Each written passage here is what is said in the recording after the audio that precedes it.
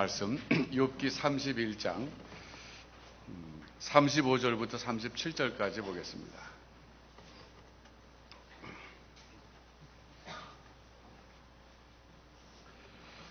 누구든지 나의 변백을 들을지니라. 나의 서명이 여기 있으니 전능자가 내게 대답하시기를 원하노라. 내 대적에 기록한 소송장이 내게 있었으면 내가 어깨에 메기도 하고 면류관처럼 내 머리에 쓰기도 하며 내 걸음의 수요를 그에게 고하고 왕족처럼 그를 가까이 하였으리라. 아멘. 오늘은요, 제목을 경천자의 생활이라고 붙였습니다. 경천자는 한문이에요, 한문. 하늘을 경외하는 사람, 경외하는 사람의 삶. 그랬는데, 왜 이런 제목을 붙였냐면은, 그 욥기 31장이 오늘 본문이잖아요. 근데 욥의 생활이 조목조목 나와 있어요. 욥이 어떻게 살았는가를 우리에게 전해준 아주 중요한 정보가 거기 다 들어있는데, 욥은 어떤 사람이었냐면 욥기 1장 1절에 보면 하나님을 경외하는 사람이었다 얘기합니다. 하나님을 경외하는 사람, 그 악에서 떠난 사람. 그러니까 경천자죠, 한문으로 말하면. 하나님을 경외하는 사람이 어떻게 살았는가, 이제 그게 31장에 나오는데, 여러분 아마 욥기를 처음 들으시면서 이 얘기 많이 들었어요. 의로운 욥이 왜 고난을 받는가? 많이 들었어요, 이 질문을. 그런데 그 의로운 욥이 얼마나 의롭게 살았는가는 사실 31장 되기 전까지 잘 안 나와요. 그냥 의롭다는 것을 전제하고 세 친구들 사이하고 대화가 오고 합니다. 근데 그러다가 의로운 욥이 실제로 어떻게 살았는가가 31장에 나오는 거예요, 지금. 그래서 우리가 31장이 굉장히 중요한 장입니다, 우리에게는. 그러니까 욥이 의롭다 그러는데, 의롭게 살다 고난 당했다 그러는데 도대체 어떻게 살았길래 의롭다 그러는가? 31장을 통해서 욥의 생활을 우리가 알 수 있을 뿐만 아니라 하나님을 경외하는 사람의 삶은 이런 것이구나 하는 아이디어를 얻을 수 있어요. 그래서 오늘은 설교의 목표가 어디 있냐면, 우리도 하나님을 경외하는 사람으로 살아야 되겠는데, 구체적으로 욥이 살았던 이 삶을 모방해가지고 우리도 실제로 이렇게 살아야 되겠다 하는 게 우리 설교의 목표입니다. 이해되셨죠? 학습 목표가 그거예요. 자, 그럼 우리 31장으로 가서 한번 보겠습니다. 몇 가지 항목으로 나눠서 욥의 생활을 이렇게 들여다볼 수 있는데, 첫째는 도덕적 생활이에요. 대략 1절부터 한 12절까지 쭉 보면 욥이 도덕적으로 어떻게 살았는가를 거기서 말해주는데, 이렇게 시작합니다. 내가 내 눈과 언약을 세웠나니 어찌 처녀에게 주목하랴. 그리하면 위에 계신 하나님의 내리시는 분깃이 무엇이겠으며 높은 곳에서 전능자의 주시는 산업이 무엇이겠느냐. 그러니까 참 도덕적으로 정결하게 살았다 하는 얘기를 하고 있어요.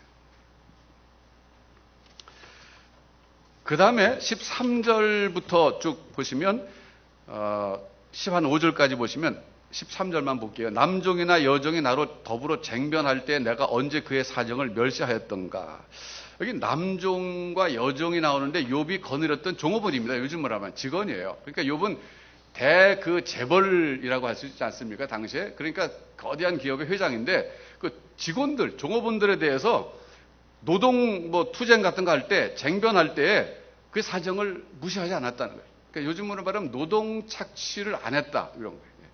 정당하게 줄 것을 주고 복지 혜택까지 줬다, 이렇게 볼 수 있어요. 그러니까 이것은 뭐냐면 경제적 정직이다, 그렇게 말할 수 있어요.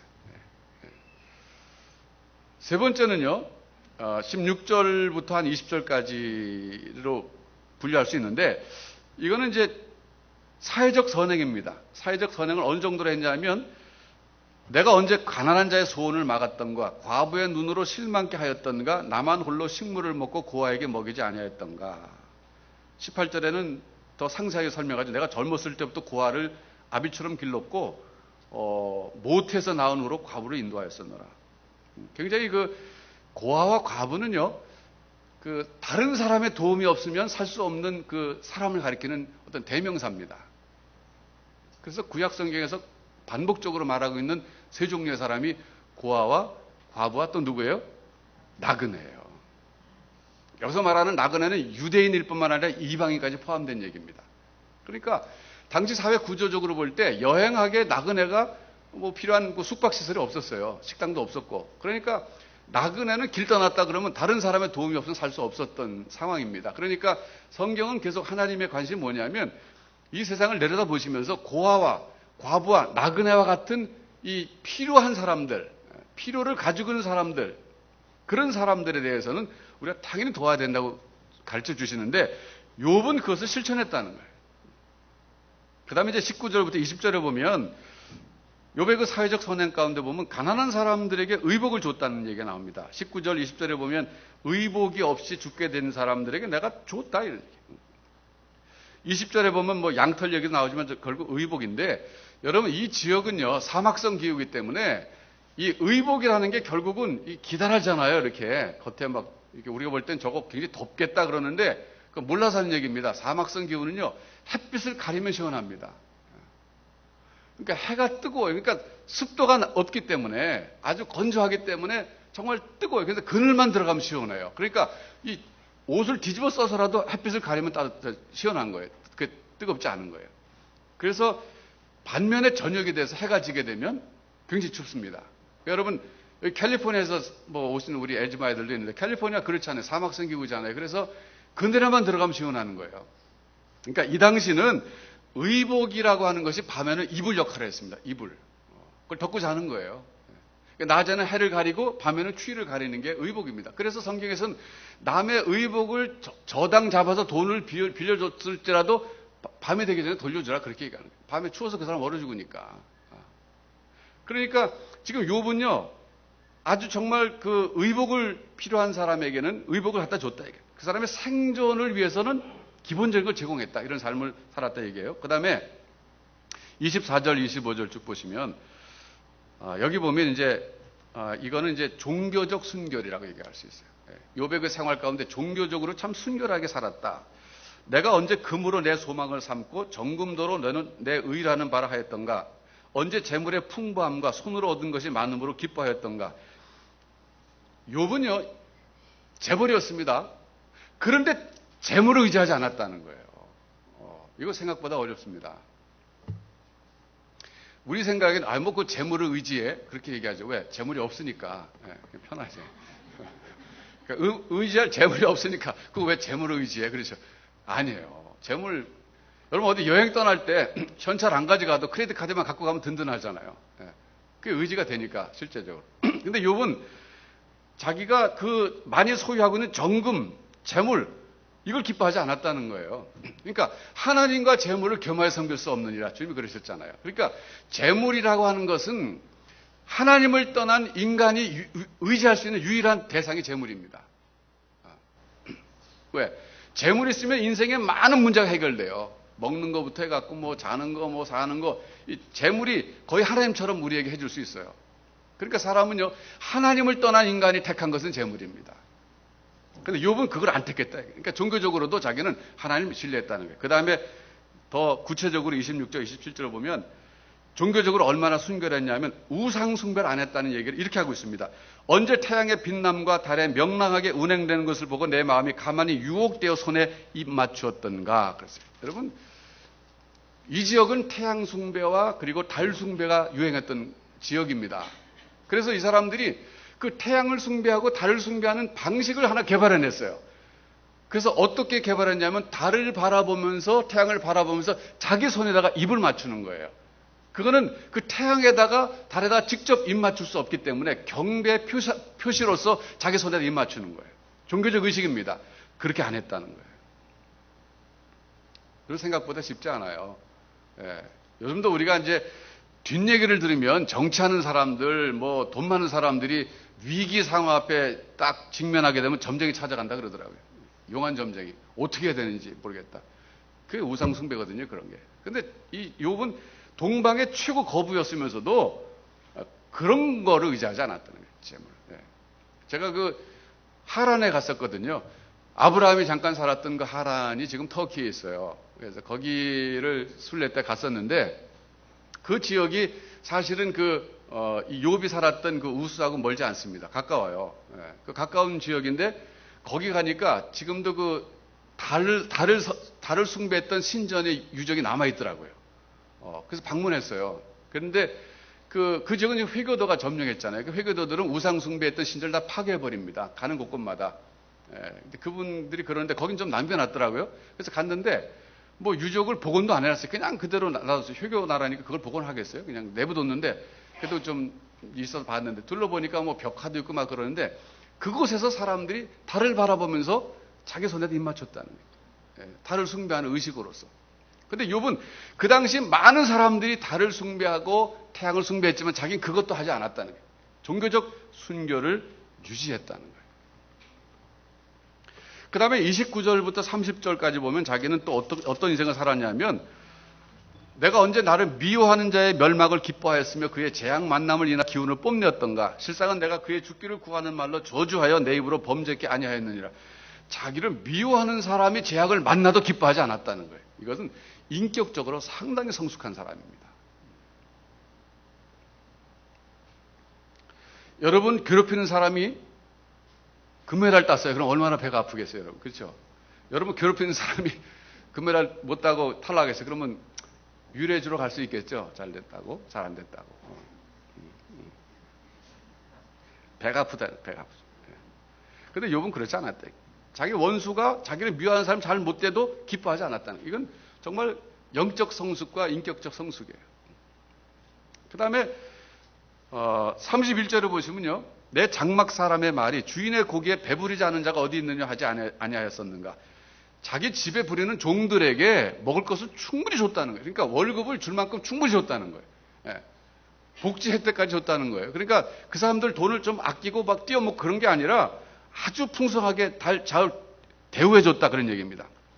32절에 보면 나그네로 거리에서 자기 하지 아니하였고 내가 행인에게 내 문을 열어주었노라. 그러니까 길 가는 나그네가 하룻밤 좀 묵고 가겠습니다 하면 얼마든지 오라 했다는 거예요. 이렇게 살았다는 거예요. 그런데 여기서 말이죠. 욥이 이제 자기 그 생활을 쭉 이렇게 열거했는데 그러면서 35절, 37절 오늘 본문으로 택한 이 구절을 보면 하나님께 나가서 소송을 하자 그럽니다. 하나님. 누구든지 나의 변백을 들을지니라 나의 서명이 여기 있으니 전능자가 내게 대답하시기를 원하노라. 그랬어요. 이거는 무슨 뜻이냐면 요즘으로 말하면 하나님을 상대로 고소한 거예요. 내가 이렇게 살았는데 왜 나를 망하게 하셨습니까? 이거라고요.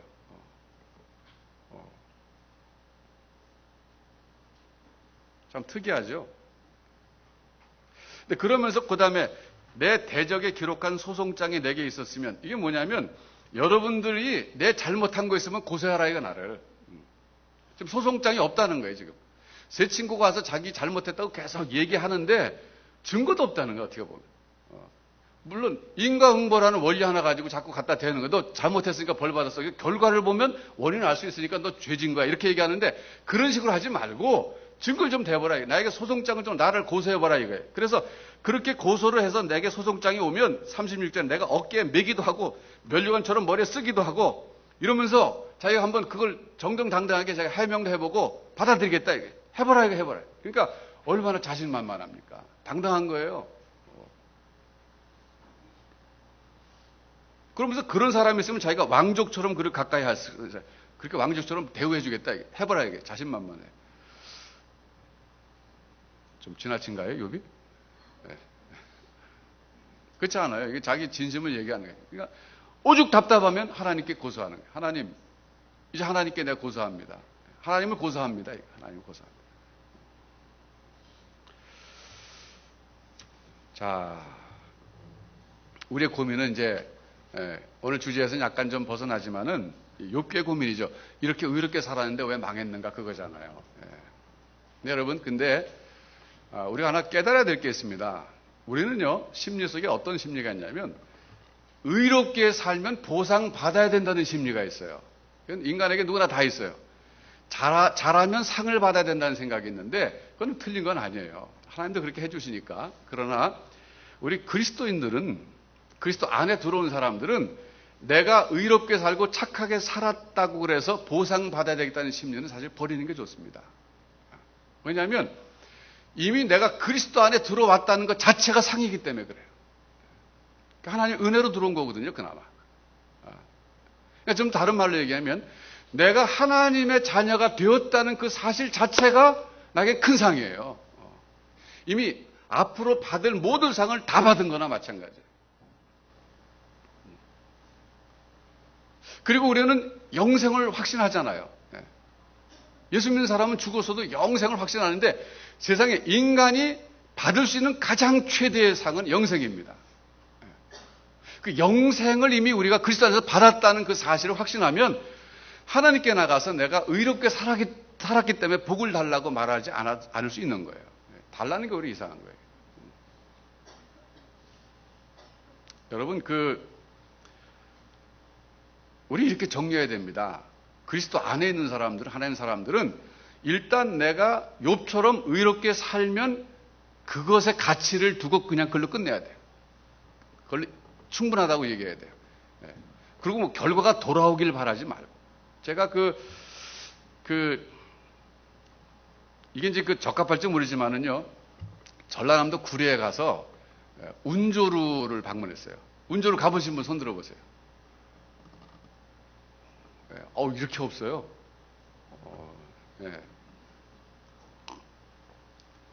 여기 유씨 손 들어보세요. 유씨, 버들 유씨. 안 가보셨어요? 거기 종갓집인데, 거기, 운조루라고 했는데, 구름문자에 세조자예요. 근데 거기가 1776년도부터 6년간 유이주 씨가 건축한 집이에요. 그러니까 이제 종갓집이죠. 유명한 집 중 하나인데, 제가 그 집에 방문했다 참 감동을 받았어요.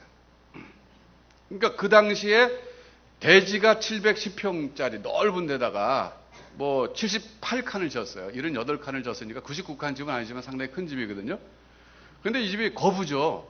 그런데 굴뚝을 낮게 했어요. 왜냐하면 저녁에 밥 질 때 굴뚝에 그 연기가 나잖아요. 그럼 동네 사람들 가운데 쌀이 없어서 못 짓는 사람이 시험 들 거 아니에요. 저 집은 부잣집이라고 맨날 저렇게 굴뚝에 연기가 올라가는구나. 그럼 시험 드니까 굴뚝을 낮게 한 거예요. 가급적 그 연기도 안 보게 하려고. 남을 배려해 주면서 진 거죠. 그 다음에 또 하나 특이한 건 뭐냐면 커다란 뒤주를 하나 만들어요. 뒤주. 쌀통이죠. 뒤주를 만들어 갖고 누구나 들어오기 쉬운 곳에서 딱 놔뒀어요. 그 쌀통에는 쌀이 2가마 반이 들어간대요. 그리고 한 번 그거 열 때마다 한 대 내지 2대가 나고 이렇게 만들어 놨대요. 그리고 거기다 뭐라고 썼냐면 다른 사람 타인 능해라고 써놨어요. 이게 유명한 말이에요. 이게 무슨 뜻이냐면 타인도 능히 열 수 있다 이런 뜻이에요. 주인만 여는 게 아니라 다른 사람도 열 수 있다. 아무나 와서 열어라 이게. 그러니까 이 부잣집에서는 이 동네 가난한 사람들이 이 쌀 떨어져 갖고 굶는 사람 없도록 하기 위해서 거기다가 설치해 놓고 아무나 와서 필요하면 가져가라 이거예요. 그게 타인 능해라고 써놓은 거예요. 멋있지 않습니까? 좀 여행도 다니세요. 근데 저는 이제 퀘스천이 뭐냐면 그래서 그 유씨 집안이 잘 됐다. 이건 저는 잘 모르겠어요.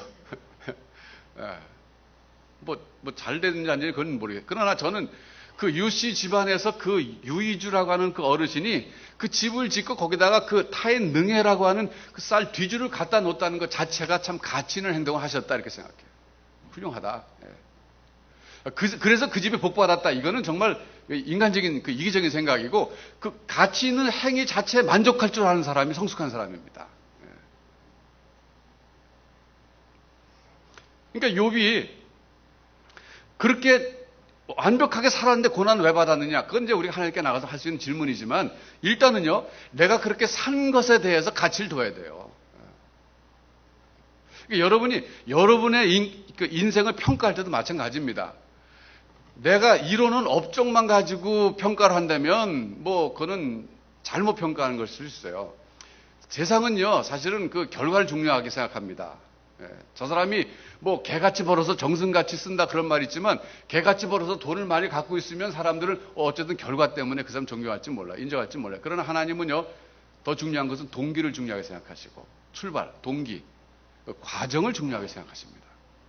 결과는 맡기는 거야, 하나님께. 그러니까 우리는 기준이 틀려요. 여러분 인생을 평가하실 때도 그렇게 하셔야 돼요. 결과만 놓고 보시면 안 돼. 지금 내가 얼마나 이뤄놨는가 그게 아니라 내가 어떤 동기로 어떤 과정을 거치며 살아왔는가가 중요한 거예요. 그런 의식이 있어야 됩니다, 우리에게.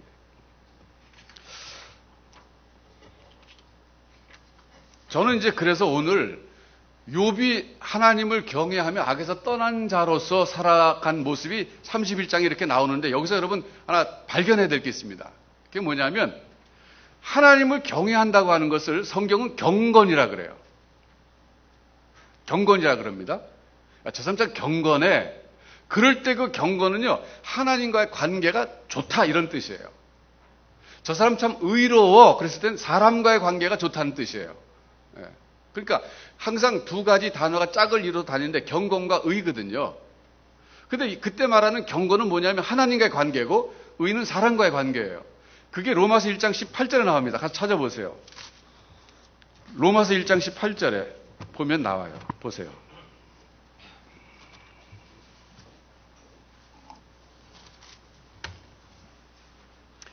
하나님의 진노가 불의로 진리를 막는 사람들의 모든 그다음에 경건치 않음과 불의에 대하여 하늘을 쫓아 나타난다. 이거 뭐냐면 하나님이 진노하시는데 어떤 것에 대해서 경건치 않음과 불의에 대해서예요. 바로 이 경건은 하나님과의 관계고 불의는 사람과의 관계예요. 그래서 하나님을 경외하는 사람이었다라고 그럴 때는 경건한 사람이 그런 뜻이에요. 자, 근데 보세요. 하나님과의 관계가 좋은 사람이 어떻게 살아야 되는가를 보여주는 모델이 욥입니다. 다시 욥기 31장으로 가서 보시면 욥이 자기 생활의 단면을 계속 보여줬는데 그 도덕적인 면에서 사회적인 면에서 경제적인 면에서 이런 모든 면에서 보여준 것 가운데 하나님과의 관계는 종교적인 면이라고 할 수 있는데 종교적인 면은 5분의 1밖에 안 됩니다. 자, 이게 저는 우리가 생각해야 되는 문제라고 생각해요. 네. 그러니까 정말 경건한 사람은 어떤 사람이냐? 그게 오늘 숙제예요, 여러분. 네. 여러분 정말 경건한 사람은 어떤 사람입니까?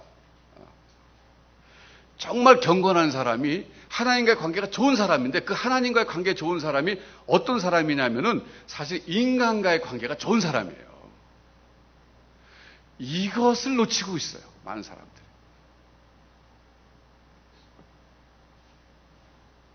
제가 어렸을 때도 기도원에 많이 제가 따라다녀 봤는데 기도원에서 기도를 많이 하면 많이 하는 사람일수록 두 가지가 되더라고요. 두 종류. 하나는 굉장히 겸손해져요.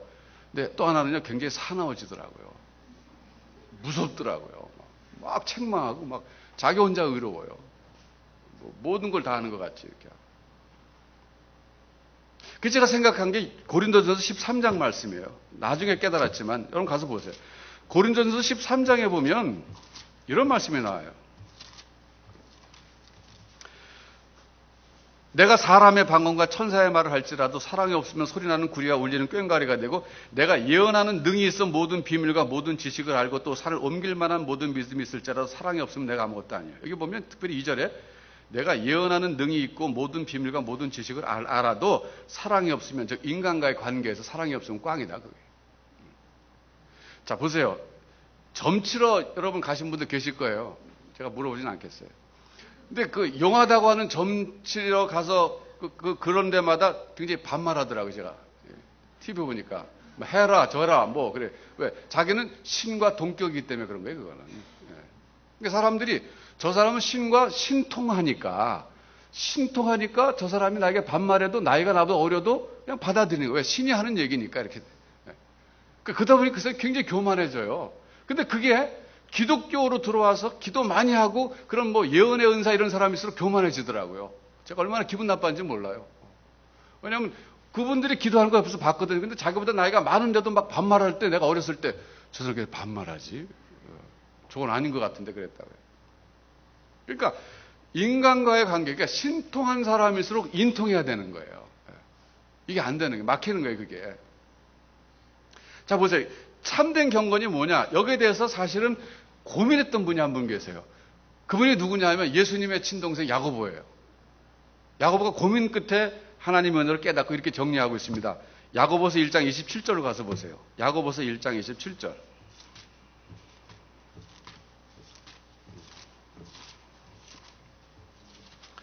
거기 보시면 경건에 대해서 정의를 내리고 있는데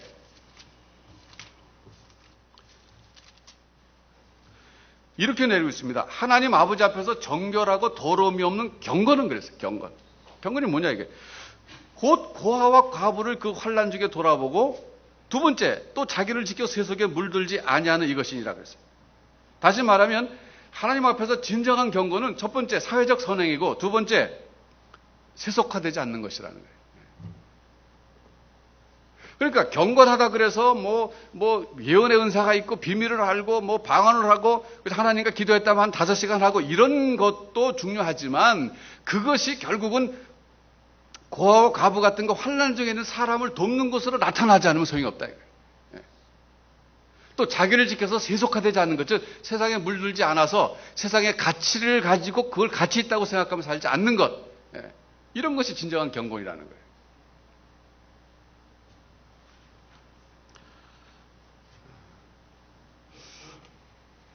여러분, 우리 이제 이 경건의 문제를 놓고 우리 자신을 좀 돌아보고 나아갈 방향을 좀 찾아야 되겠습니다.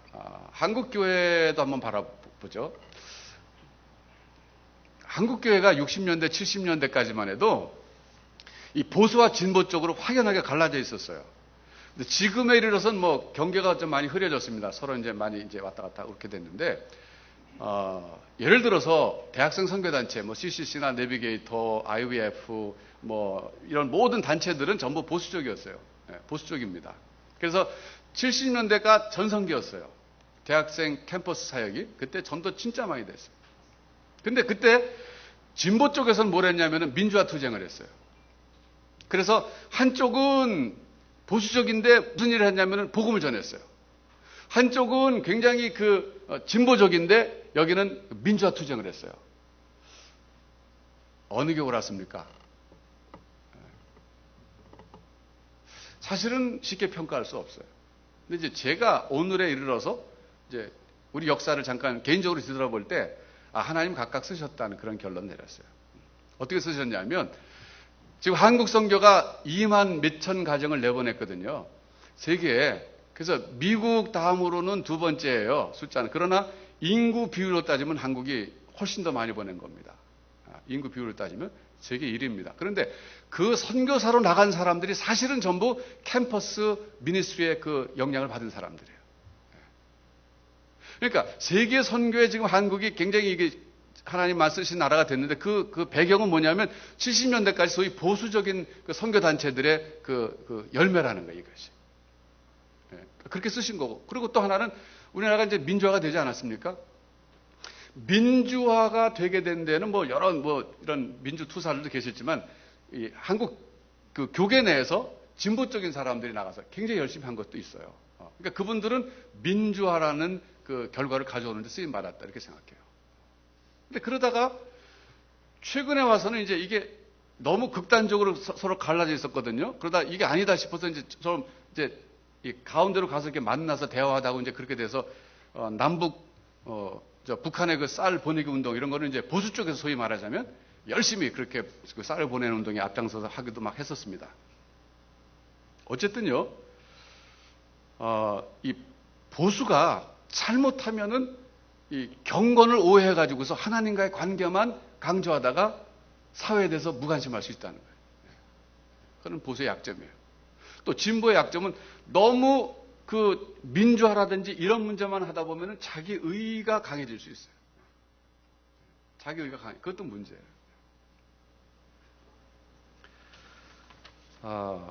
여러분, 저는 이제 우리 교회가 강남에 있잖아요, 위치가. 여기 지금 논현동에 있어요. 또 YMCA에 있어요. 그래서 이제 위치적으로 강남인데 하나님이 여기를 인도하셨어요. 우리가 오늘 선택한 거지만 환경을 통해서 우리가 여기 선택해서 왔는데 왜 여기에 위치하게 하셨을까를 놓고 저는 많이 생각합니다. 하나님 무슨 뜻이 계실까? 그런데다가 강남이라고 하는 것은 대한민국에서 소위 보수 쪽이 많이 살고 보수들이 많이 살고 그리고 기득권 계층이 삽니다. 그러면서 전 이제 고민이 됐어요, 사실은. 우리 교회가 신학적으로 보수적입니다. 그런데 소위 경건한 거예요, 말하자면. 그런데 우리가 이 위치에 있으면서 이 사회를 위해서 해야 될 역할이 무엇일까를 놓고 많이 고민했어요. 출발할 때부터. 앞으로 어떻게 해야 될 것인가. 하나님께서 뜻밖의 우리에게 기회를 주신 게 뭐냐면 소위 다문학교입니다. 저는 참 그런 점에서 볼 때 이 다문학교를 주신 것이 하나님 귀한 깊은 뜻이 계시다고 봐요.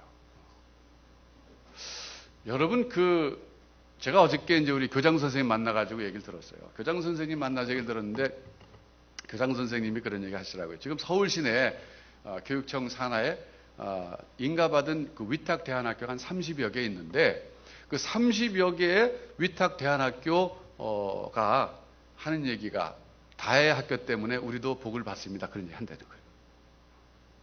그래서 무슨 얘기입니까? 그랬더니 이런 얘기를 하시더라고요. 지금 위탁 대안학교가 30개 정도가 생겨나는데 그 중에 다문화는 이제 하나예요. 하나. 이거 하나. 근데 그 개 중에는 어떤 학교가 있냐면은 그 미혼모 학교도 있어요. 청소년인데 아기를 갖거나 낳았어요. 그래서 그 아이들이 공교육에 갈 수 없기 때문에 그 아이들만 모아놓고 교육하는 그 위탁 대안학교가 생긴 거예요. 그러니까 종류가 다양해요. 다시 말하면 공교육에 들어갈 수 없는 아이들을 모아놓은 학교가 위탁 대안학교입니다.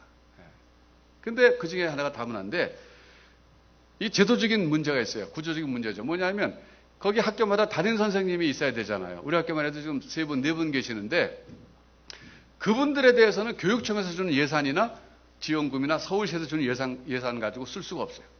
가장 다달이 나가야 될 사실 재정은 담임 선생님에게 주는 월급이거든요. 어떻게 보면. 근데 그거 주면 안 된다는 거예요. 구조적 모순이죠. 어떻게 보면. 근데 법이 그런 거 어떻게 해? 현행법이 그러니까. 그래서 이거를 풀어야 되는데 풀 방법이 없는 거예요. 그런데 교장 선생님 하는 얘기가, 우리 교회 그 이지연 집사님 계시잖아요. 서초구에 시의원이시고 새누리당이고. 그런데 이분이 우리가 이제 다문화 학교 하는 걸 이제 아시고는 이제 시의원으로 활동하면서 이걸 풀어야 되겠다고 생각한 거예요. 그래가지고 다문화 위탁 대안학교 학교에 그 연합회가 구성됐어요. 회장이 있고 부회장이 있고 이렇게 회장단이 있는데, 그 회장단하고 교육청 담당자 요 문제 담당한 사람을 같이 모아놓고 회의를 한 거예요. 연합 회의를. 그러면서 시의원으로서 요구하고 정식으로, 이거는 서울 시민이 바라는 일 아니겠습니까? 이런 담임 선생님들 월급을, 사실 이 위탁 대안학교는 우리 학교뿐만 아니라 뜻 있는 사람들이 하는 거예요. 이건 돈 버는 학교 아닙니다. 솔직히 말씀드리면 우리도요, 이 정도 시설에 선생님들 우리가 좀 더 보강하고 그러면요, 돈 많이 받는 그 대안학교 할 수 있어요. 돈 많이 받는 대안학교 할 수 있어요. 위탁 대안학교 아니고. 또 그거 안 하거든요. 마찬가지로 30여 개 학교가 다 그런 학교들이라고요. 그런데 담임 선생님 월급 줄 수 있는 돈이 없는 거예요. 그러니까 맨날 고민했는데, 우리 이지연 집사님이 이걸 보고서는 일어나갖고 이제 한 거예요. 그러니까 저도 들은 얘기입니다만 서울시에서는 당신 새누리당이 이거 왜 이런 거 하느냐 그런데 그게 좀 특이하잖아요. 그래서 저는 그 얘기 들을 때 참 감사하다. 우리 학교 때문에 다른 학교들이 참 다의 학교에 덕을 보고 있습니다. 이런 얘기 들을 때 얼마나 감사해요. 여러분, 아브라함이 복의 근원이었습니다. 하나님이 너는 복의 근원이 될 것이다 그랬거든요. 복의 근원은 뭐냐면 그 아브라함 때문에 주변 사람이 다 복받는 거예요. 그러니까 정말 우리 다혜교회가 작은 교회지만은 우리 다혜교회 때문에 주변의 여러 사람들이 복을 받는다면 그게 얼마나 영광스러운 겁니까? 그게 하나님께 쓰임받는다는 증거잖아요. 더군다나 위탁 대안학교는 우리 학교뿐만 아니라 전부 거기에 있는 학생들은 전부 필요가 있는 사람, 마치 고아와 과부처럼, 이방인 나그네처럼 다른 사람의 도움이 없이는 생존하기 어려운 그런 사람들이거든요. 그런 아이들이거든요. 그렇기 때문에 우리가 그런 일에 쓰임 받는 것 자체가 얼마나 감사한지 몰라요. 여러분, 지금 요번에 이 스카이라는 주제 갖고 했는데, 여름성학교 주제가 뭐냐면 Trust God입니다. 하나님 신뢰하라 이거예요, 아이들에게. 그래서 큰 주제는 Everything is possible with God인데, 하나님과 함께하면 모든 걸 할 수 있다 그런 거잖아요. 모든 게 가능하다 그건데, 저걸 이제 4가지 주제로 나눴어요. No matter what people do, trust God. 사람들이 어떻게 해도 하나님을 신뢰하라.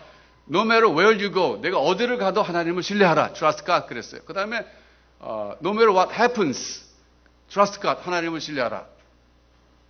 하나 또 뭐예요? Grace? No matter who you are, trust God. 내가 어떤 사람이든지 간에 하나님 신뢰하라. 이거거든요. 4가지로 나눠놨는데, 제가 그걸 보면서 옆에서 지켜보면서 참 좋은 그 콘텐츠다 생각했어요. 우리 아이가 이번에 아이들이 이 Trust God을 배우면 좋겠다. 그렇게 생각했어요. 그랬는데, 제가 그러면서 오늘 설교를 준비하면서 하나 또 생각해 봤어요. 여러분, Trust God은요, 이 하나님을 신뢰하는 그 신뢰는 파워입니다. 힘이에요, 힘. 하나님을 신뢰하기 때문에 어떤 상황이 돼도 어디를 가도 무슨 일이 생겨나도 힘이 있다는 거예요. 이길 수 있다는 거예요. 그런데 결국 믿음은 파워입니다, 여러분. 뭐 어느 기업에서 뭐 생각의 에너지다 그랬는데 믿음이 에너지예요, 믿음이 사실은. Trust God, 하나님을 신뢰하는 게 에너지입니다. 그런데 문제는 믿음이 좋다 나쁘다. 결국 그 믿음이 좋다는 것은 그 믿음의 에너지가 크다는 거잖아요. 많은 걸 할 수 있다는 건데 중요한 것은 그 믿음이 좋은 사람이 그 믿음을 자기만을 위해서 쓸 때는 아무것도 아니라는 거예요. 성경은. 그 믿음을 가지고 다른 사람의 문제를 풀어주려고 쓸 때 그게 위대한 믿음이 되는 거예요. 여러분, 우리가 자녀들을 교육시키는데 너 참 공부해서 실력 있는 사람이 되라. 실력이 힘이잖아요. 그런데 그 실력을 가지고 자기 인생의 문제만 푸는 데 쓰는 사람 기르려고 하면 그거는 정말 이기적인 사람 키우는 겁니다. 정말 위대한 사람은요, 그 실력을 가지고 다른 사람의 문제 푸는 데 쓰는 사람이 위대한 사람이에요. 그러니까 위대한 믿음의 사람은 하나님을 신뢰하는 것은 결국 어떻게 나타나냐면 그 하나님을 신뢰하는 것 갖고 자기 이익을 챙기는 사람은 그건 엉터리 믿음이고, 그 믿음을 가지고 하나님이 자기에게 보여주신 그 세상의 문제와 이웃의 문제를 풀 때 쓰는 사람은 그 사람은 위대한 사람이 되는 거예요. 그러니까 경건이 뭐냐, 이 경건이. 정말 하나님을 경외한다는 것이 뭐냐, 이거예요.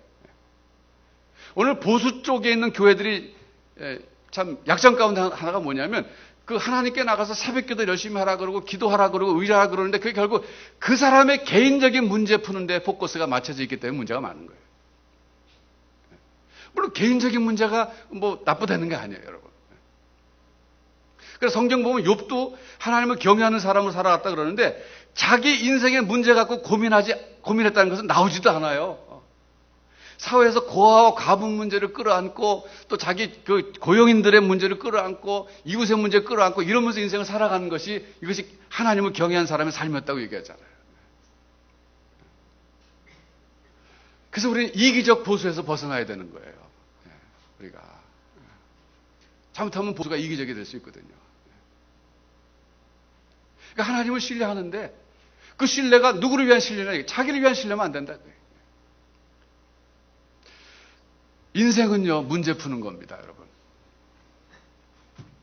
저는 그렇게 경험했어요. 인생은요, 문제 푸는 거예요. 하루에도 뭐 풀어야 될 문제가 뭐 엄청나게 리스트 만들면 많아요.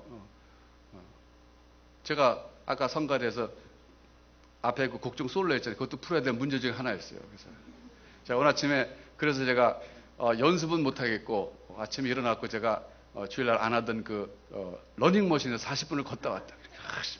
걷고 이제 이게 소리가 좀 탁 돼야 되잖아요. 몸이 이렇게 펴져야 소리가 나잖아요. 그랬더니 제가 아까 연습할 때 우리 현정 자매가 피아니스트 현정 자매 제가 저보고 신이 내리는 목소리라고 제가 평가하는 거 들었습니다. 그러니까 그것도 풀어야 될 문제. 이런 문제는요, 조금만 노력하면 풀리는 거예요, 내가. 근데 이건 내 문제인데 하나님께서 여러분에게 보여주시는 세상의 문제가 있어요. 사실 그 문제를 놓고 내 믿음을 활용해야 되는 거예요. 그 문제를 놓고. 그래서 선한 사마리아인의 비유 한번 생각해 봅시다. 선한 사마리아인의 비유를 예수님께서 그 말씀하실 때 참된 이웃이 누구냐 그걸 가르쳐 주실 때 썼는데 보수가 잘못하면 이런 식이에요. 강도 만난 사람을 놓고 앞에 가서 막 설교하는 코바 왜 이런 데를 왜 지나갔습니까? 이런 데 지나가지 말았어야죠. 지금 당신 뭐 고통스럽지만은 영원한 천국이 있으니까 그냥 빨리 믿고 그 천국 가십시오. 그리고 돌아서서 하나님 나가 강도 안 만난 거 감사합니다. 이렇게. 이런 식이 되면 보수가 문제가 많은 거예요. 그리고 이 사람 이방인이네. 안 믿는 사람이야. 안 도와줘도 돼. 이게 잘못된 보수예요. 예수님께서는 일부러 유대인과 선한 사마리아인을 대조시킨 거예요. 인종의 벽을, 종교의 벽을 생각하지 말라. 누구냐? 사람인데 who are in need.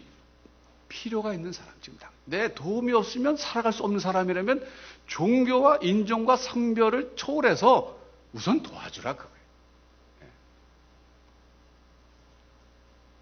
그것이 주님이 말씀하신 사랑의 근본 정신이고 진정한 이웃이다 이거죠.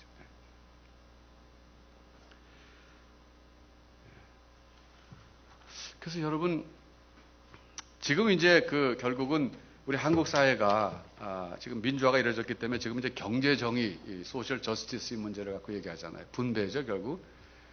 분배인데, 저는 우리 다혜교회가 교회로서 이 시대에 작은 교회지만은 하나의 실천하는 교회가 됐으면 참 좋겠어요.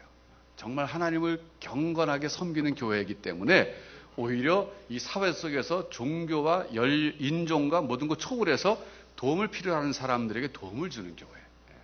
이게 성경적 아니겠습니까? 저는 그런 점에서 볼 때 우리가 진정으로 경건한 교회가 돼야 된다고 생각해요. 그러니까 지금 궤도에 조금 올려주신 거예요. 감사하잖아요. 그러니까 여러분들도 마찬가지입니다. 여러분 기도하실 때 이렇게 기도하세요. 하나님, 제가 인생을 사는 게 문제를 푸는 거라 그러는데 맨날 돌이켜보니까 제 문제만 풀다가 지금까지 왔습니다. 하나님, 자존심도 상합니다. 저도 좀 남들 문제 풀다 가게 해주세요. 그렇게 기도해 보세요. 진심입니다, 여러분. 그렇게 한번 해보세요. 하나님, 제가 돌이켜보니까 맨날 우리 아이, 우리 사업, 우리 집안, 근데 이것만 해도 정신없는데, 제가 이제 좀 이 문제를 좀 초월해서 이 문제도 풀지만 제가 뭔가 좀 이 사회 문제, 내 문제 아닌 다른 사람의 문제도 좀 풀 수 있도록 내 용량을 좀 키워주시고 환경에 좀 은혜를 주세요. 이렇게 기도해 보세요. 그럼요, 하나님께서 여러분의 가정의 문제 풀어주십니다. 풀어주세요. 그걸 뛰어넘으셔야 돼요. 대통령이 오늘 뭐 먹을까, 오늘 어디서 살까 걱정합니까? 안 그러잖아요. 먼저 그의 나라와 그의 의를 구하라. 그러면 이 모든 것을 너에게 더하시라. 이건 진리 중에 진리예요. 그러니까 생각해보면 우리 문제만 자꾸 우리 가정 좀 하고 나서 내가 남 할게요. 우리 교회 좀 문제도 한 다음에 좀 다른 교회 다른 데 할게요. 이거는요 영원히 못합니다. 영원히 못해요. 그래서 저는 우리 다일교회 성도님들 좀 믿음의 배포가 컸으면 좋겠어요.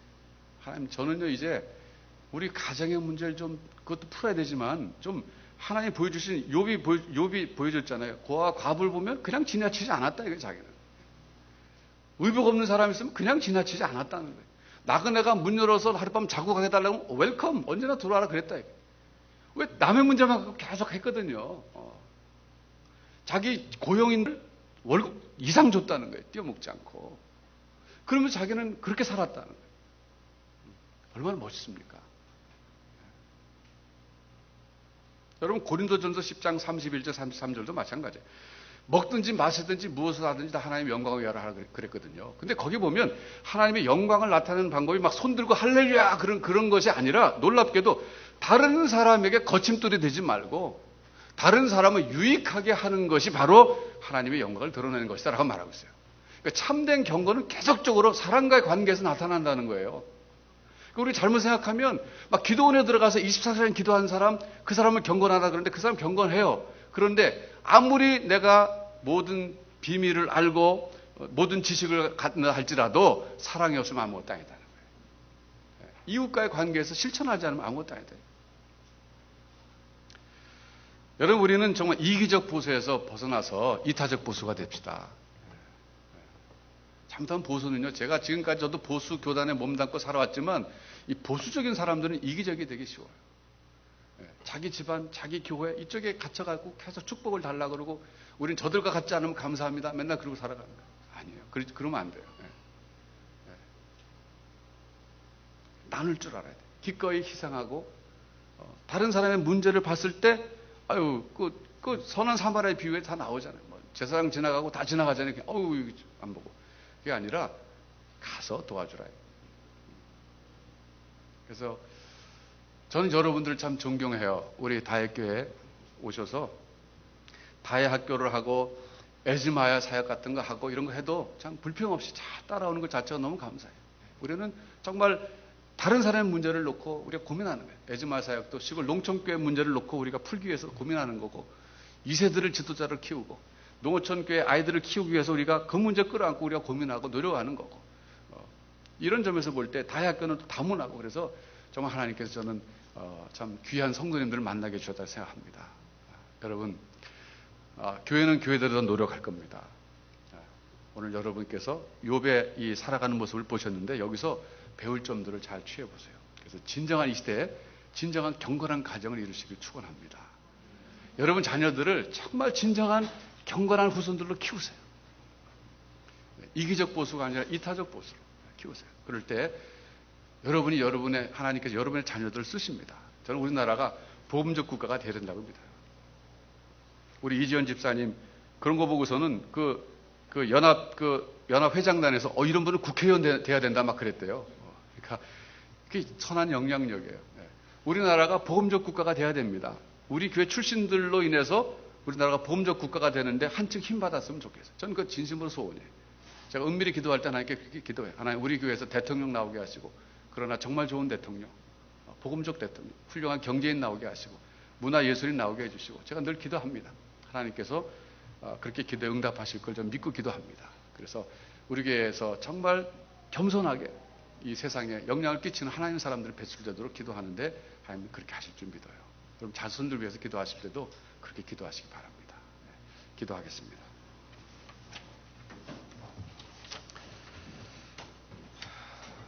여러분, 우리가 한번 하나님께 좀 부끄럽게 좀 부끄럽게 느끼지 않습니까? 우리는 얼마든지 이기적으로 살 수 있어요. 왜? 그걸 안 가르쳐줘도 우리 이기적으로 살게끔 돼 있기 때문에 그래요. 그러나 이제는 좀 이타적으로 사십시다. 진정한 경건이 그거기 때문에 그래요. 하나님, 좀 더 내가 경건한 사람 되게 해 주옵소서. 하나님과의 관계가 사람과의 관계에서 열매 맺게 해 주옵소서. 우리 가정이 그런 가정 되게 하시고 우리 교회가 그런 교회 되게 해 주옵소서. 우리 자녀들이 그런 사람 되게 해 주옵소서. 같이 한번 기도하겠습니다. 다 함께 기도하시겠습니다. 하나님 아버지, 기도하시겠습니다. 하나님 아버지 함께해 주셔서 정말로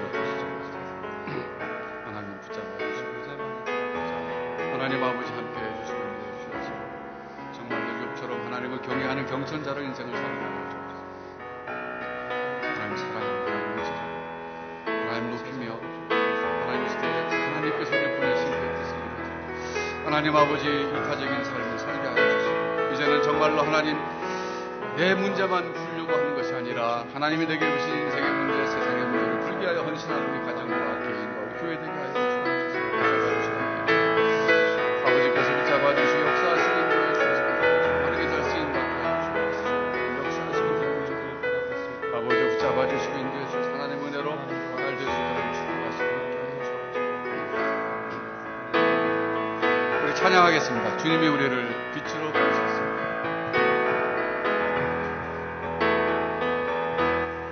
주님이 우리를 빛으로 부르셨으니 부르심 따라서 나 살기 원해. 거룩한 나라요 주께서 택한 백성이니 주를 의지하여 담대함으로 주님이 우리를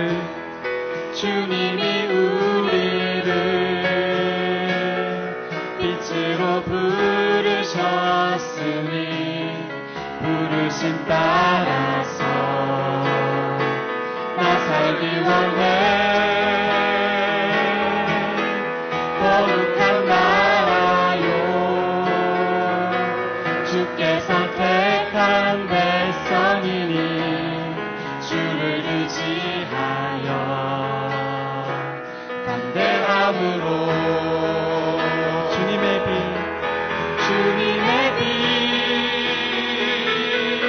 비추게 하소서. 어두운 세상 가운데 거룩함으로 주님의 빛 비추게 하소서. 예수의 이름으로 일어서도록. 우리 다시 한번 믿음으로 고백하겠습니다. 주님이 우리를 빛으로 부르셨으니 부르심 따라서 살기 원해. 거룩한 나라요 주께서 택한 백성이니 주를 의지하여 담대함으로 주님의 빛 비추게 하소서. 어두운 세상 가운데 거룩함으로 주님의 빛 비추게 하소서. 예수의 이름으로 일어서도록. 이 시간에는 우리가 교회를 위해서 한번 기도하겠습니다. 아까 말씀드렸지만 우리 다혜 학교가 다른 위탁대안학교의 복의 근원이 되는데 참 감사해요. 근데 이제 이 일이 잘 되기 위해서는 결정이 돼야 됩니다. 우리 이지연 집사님에게 하나님 더 지혜를 주시고 환경을 통해서 역사해 주셔서 이 문제가 해결되게 해 주시옵소서. 그래서 우리 학교뿐만 아니라 다른 모든 서울 시내는 30개 위탁대안학교까지 문제가 해결돼서 우리가 복의 근원이 되는 교회가 되게 하여 주시고 이지연 집사님을 인도하여 주시고 붙잡아 주옵소서. 여러분 가정을 위해서도 한번 기도하세요. 하나님 우리 가정이 우리 주변 가정들에게 복의 근원이 되게 하여 주옵소서. 또 여러분 자녀들이 가는 곳곳마다 그곳에서 복의 근원이 되게 하여 주옵소서. 이게 얼마나 좋은 기도입니까? 믿음으로 기도할 때 하나님 들어주십니다. 우리 시간 같이 한번 기도하겠습니다. 하나님 아버지 이 시간 기도합니다. 우리 자신들이 하나님 우리 교회가 하나님 복의 근원이 되게 하여 주시고 신정으로 하나님을 경건히 경외하는 이지연 집사님에게 지혜 주시고 믿음 주시고 능력 주셔서 이 역할을 잘 감당하게 도와주시고 이를 위해서 우리 학교뿐만 아니라 모든 학교들이 복받게 해주시고 하나님 아버지뿐만 아니라 우리 각 가정의 자녀들이 가는 곳곳마다 복의 근원이 되게 하시고 우리 각 가정들이 복의 근원이 되게 하시고 우리를 인하여 주변이 복을 받게 하여 주시고 축복의 통로가 되게 하여 주시고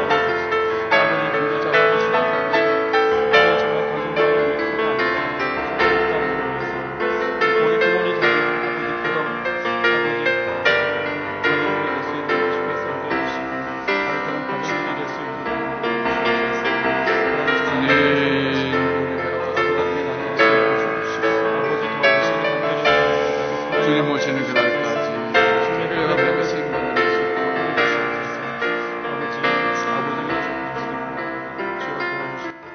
우리 하나님을 찬양하겠습니다. 왕이신 나의 하나님, 왕이신 나의 하나님, 내가 주를 높이고 영원히 주의 이름을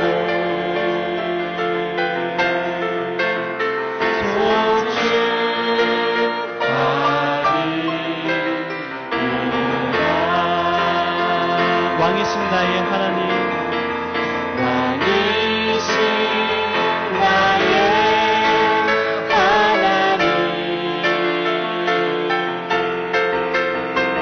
내가 주를 높이고 영원히 주의 이름을 소축하리이다. 우리 다시 한번 마음을 모아서 하나님께 찬양하시겠습니다. 왕이신 나의 하나님, 내가 주를 높이고 영원히 주의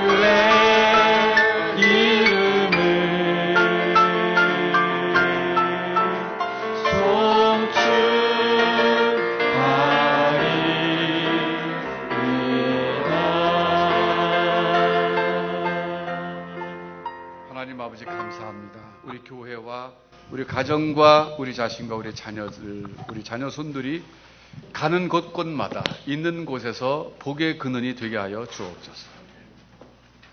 신앙적으로는 보수적이 되게 해주되 이기적 보수에서 벗어나서 소위 이타적 보수가 되게 하여 주옵소서. 우리나라가 복음적 국가가 되게 해주시고 우리 교회가 그 과정에 쓰임받는 이 시대 하나님의 마음에 합한 교회가 되게 하여 주옵소서. 예수님의 이름으로 기도하옵나이다.